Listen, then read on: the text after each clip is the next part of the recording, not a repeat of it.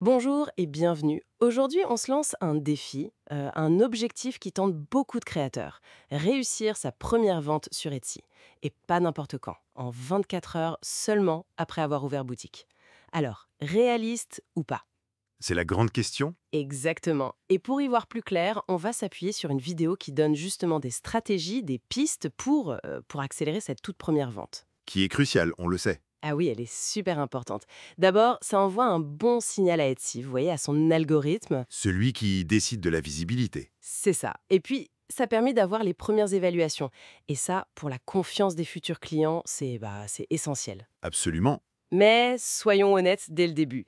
Obtenir cette vente juste via Etsy en 24 heures, c'est quand même très rare. Hmm, Le temps que la plateforme analyse la boutique, que le référencement se mette en place, la source dont on parle dit que ça peut prendre des semaines, parfois même 1 à 3 mois. c'est énorme. Oui, d'ailleurs, la personne dans la vidéo donne son propre exemple. 10 jours pour sa première vente et 1 mois avant d'avoir une visibilité organique, c'est-à-dire sans pub payante. C'est intéressant, ça montre bien le paradoxe initial. Pour qu'Etsy te fasse confiance, il faut déjà avoir des preuves, comme des ventes, des avis. Voilà, Mais pour avoir ces preuves, il faut être visible. C'est un peu le serpent qui se mord la queue, quoi. L'algorithme, il attend des signaux avant de vraiment pousser de nouvelles boutiques. c'est tout à fait ça. Alors la question c'est comment on fait pour donner ces fameux signaux rapidement sans attendre des mois. C'est là que ça devient stratégique. Exactement. La source propose principalement 2 stratégies pour amener du trafic qui vient de l'extérieur d'Etsy. Bon, on pourrait penser à la famille, aux amis. La méthode classique. Oui, mais bon, c'est pas possible ou souhaitable pour tout le monde. Donc on va se concentrer sur les 2 autres pistes. L'idée de fond, si je comprends bien, c'est d'utiliser des audiences qui existent déjà ailleurs, C'est ça. sans avoir besoin de créer tout de suite des comptes Instagram ou Facebook dédiés à la boutique, ce qui prend aussi du temps. On va chercher la visibilité là où elle est déjà. Malin.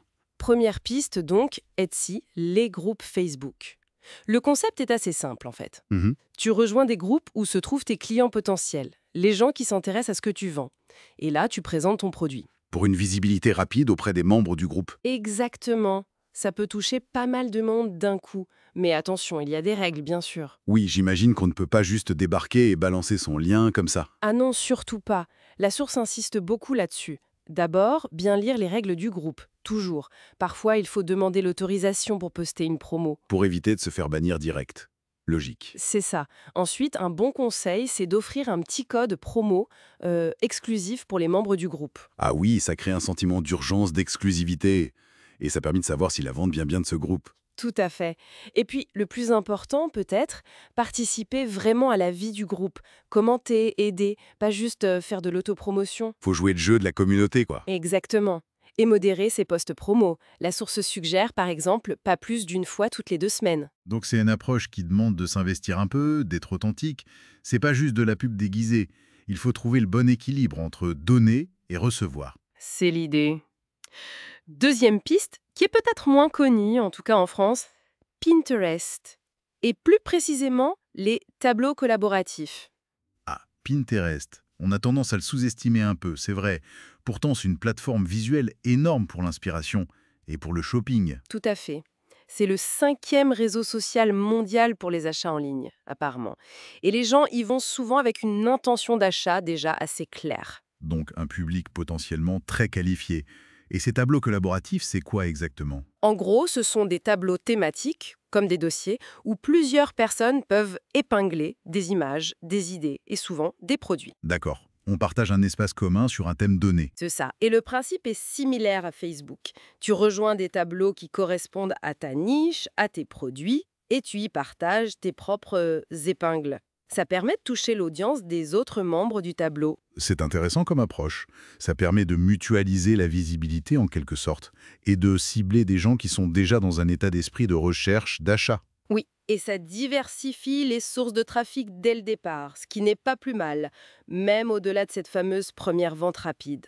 Bien sûr, une bonne base pour la suite. Donc, pour résumer, on a ces 2 grandes méthodes, les groupes Facebook en mode communautaire et les tableaux collaboratifs Pinterest pour viser une audience déjà en recherche. Le but, amener du trafic externe qualifié vers la boutique Etsy. Ce sont des stratégies assez intelligentes pour donner ce coup de pouce initial, pour envoyer ces premiers signaux positifs à l'algorithme d'Etsy dont on parlait. Oui, ça permet de reprendre un peu le contrôle au début. Exactement. Mais Et c'est une nuance importante que la source apporte aussi, je crois.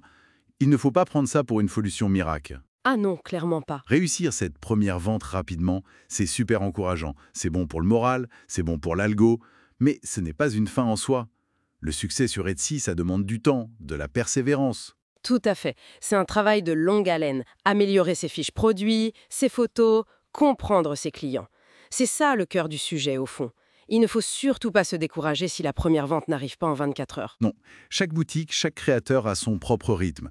Ces méthodes de trafic externe, ce sont des accélérateurs potentiels, C'est ça. pas des garanties. Elles utilisent de manière maligne des communautés qui existent déjà pour aider au démarrage. Une bonne façon de mettre le pied à l'étrier. Oui, et ça amène d'ailleurs une réflexion pour aller plus loin. Une fois qu'on a eu cette première vente, peut-être grâce à un groupe Facebook ou Pinterest, comment on fait pour cultiver ça? Bonne question.